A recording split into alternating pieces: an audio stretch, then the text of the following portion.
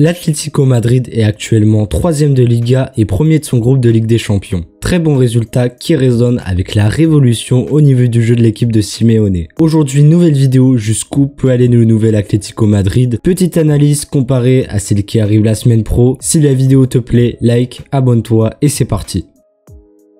En 2011, l'Atlético recrute son nouvel entraîneur qui avait déjà écrit sa légende en tant que joueur, Diego Simeone. Il y écrit sa légende aussi en tant qu'entraîneur en additionnant les trophées et les très belles réussites. Mais plus les années passaient et plus les critiques à l'égard de Simeone grandissaient avec des surnoms comme équipe anti-football ou même pire jeu de l'histoire. L'Atlético Madrid restait très souvent en bloc très bas, défendant à 11 et jouant les quelques contres jouables. Mais à partir de l'après-Coupe du Monde 2022, ça va changer et on le verra dans quelques instants.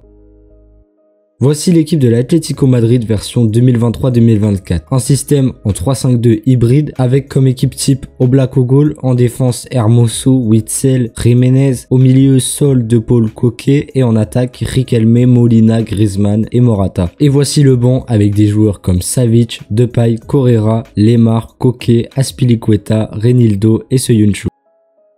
Aujourd'hui, et depuis le retour de l'après-Coupe du Monde, l'Atlético Madrid impose leur jeu, un nouveau qui est différent du temps d'avant tout en restant dans les valeurs des colchoneros. Leur jeu est un mélange de beaucoup de phases de possession, de totale maîtrise, très agréable à regarder, mais également des phases défensives très bien défendues, en témoigne leur deuxième place des meilleures défenses de Liga. Donc la première chose qu'on peut dire, c'est qu'il y a un gros effectif, une grosse profondeur de banc, avec 18 mais pas 12 joueurs qui prétendent être titulaires comme dans d'autres très grands clubs, et chez les colchoneros, ça se voit que l'effectif a été un minimum bien travaillé.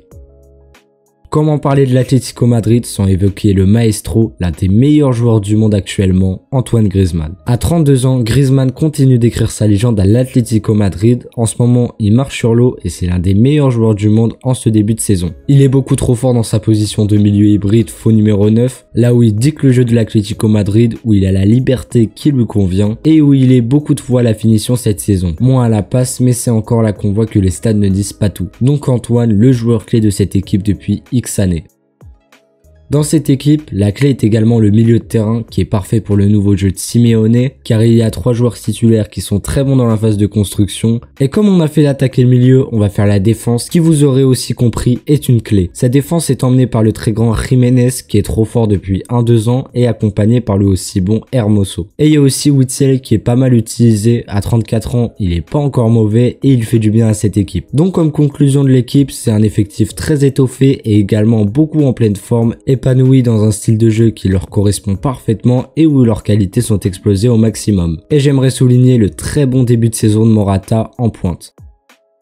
Pour la suite, c'est logique, l'objectif est de conquérir l'Espagne dont la fameuse Liga et la Coupe d'Espagne. Et après pour l'Europe et cette Ligue des Champions, tout dépendra du tirage mais il faut essayer d'aller le plus loin possible. Donc voilà pour cette mini analyse de ce nouvel Atlético Madrid de Diego Simeone. Vive le foot et à la prochaine.